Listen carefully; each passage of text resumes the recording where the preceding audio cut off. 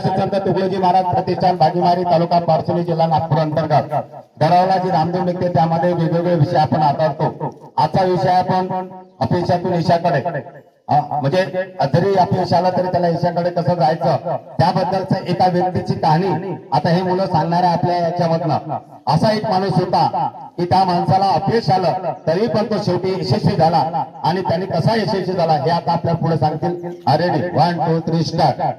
अपयशाकडून यशाकडे जाणाऱ्या हा माणसाचे नाव सांगा। हा माणूस वयाच्या 21व्या वर्षी व्यवसायात अपयशी ठरला। तोच माणूस 22व्या वर्षी निवडणूक हरला।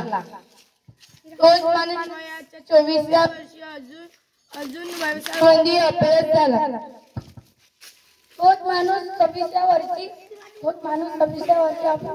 याची पत्नी मरण पावली। तोच माणूस वयाच्या 27व्या वर्षी त्याचं संतुलन बिघडलं। तोच माणूस वयाच्या 34व्या वर्षी पुन्हा निवडणूक हरला।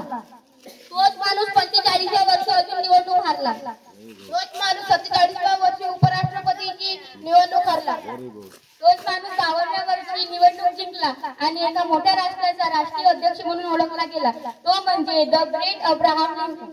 Very good.